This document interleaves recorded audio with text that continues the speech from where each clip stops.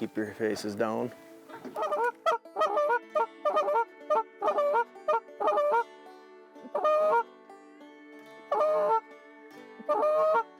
See that one?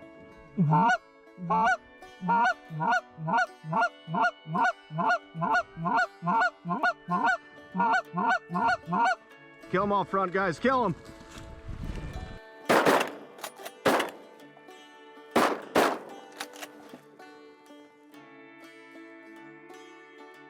What's going on, guys? Brennan Schuette with Midwest Outdoors, and we are out here in west central Minnesota in the North Zone.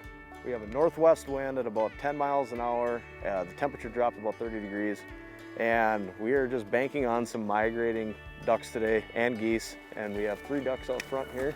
You guys get ready. Get ready. Kill them out front. Cans.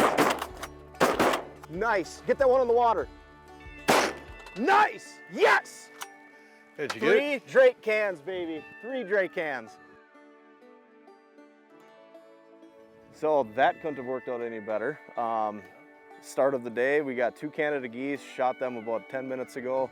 Been seeing a lot of migrating birds today, and you know, when we set up for these northwest winds like this, I'll set up a pretty massive spread, anywhere from 10 to 20 dozen decoys. The lake that we're on here, I kind of have a mix of a spread. You know, I got puddle ducks on the upland side, about 20, 25 honker decoys, and then a whole line of diver decoys out.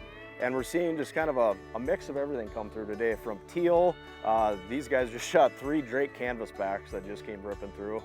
Yeah, this is one of those bluebird days. You know, with that temp drop, we're gonna see some migrating birds.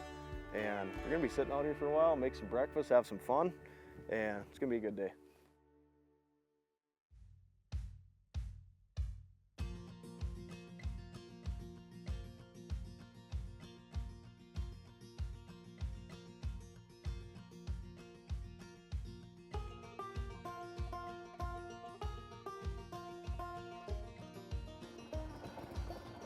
These are my absolute favorite diver ducks to shoot right here. Canvasbacks. Duck fit for a king.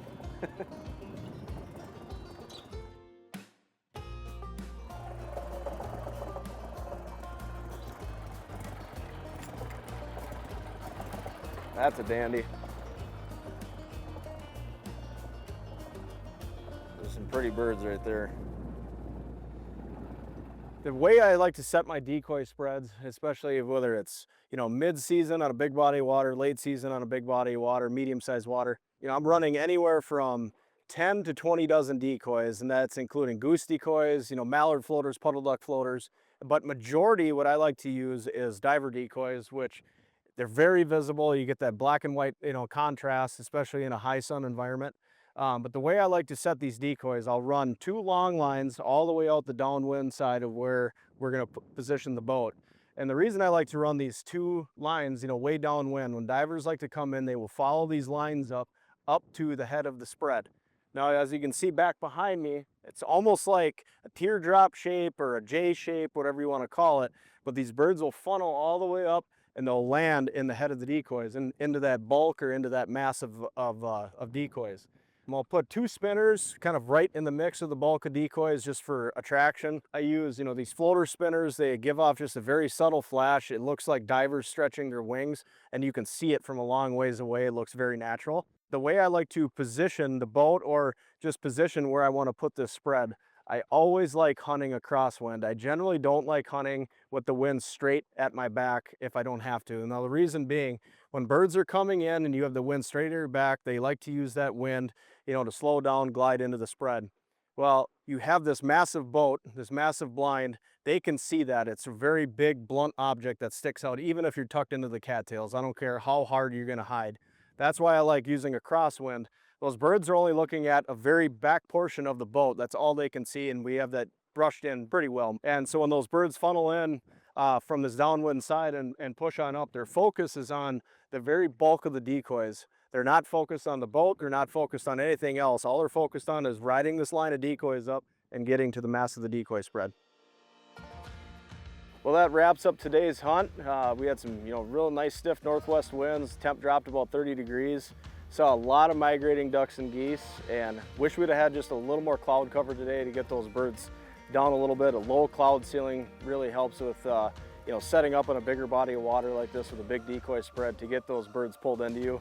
But John, he ended up shooting his first goose, his first duck, which is a beautiful Drake canvasback. You know, Tom got his first Drake canvasback, so real special morning. You know, we're just getting started here in Minnesota for our duck season. The best is yet to come, and at my guide service, Minnesota Media and Guide Service, I run these hunts all the way, you know, until basically close up or until we're froze up and that sort of thing. So we got plenty more to come, and other than that, it was a real good day. I'm Brennan Schuette with Midwest Outdoors, and we'll be right back.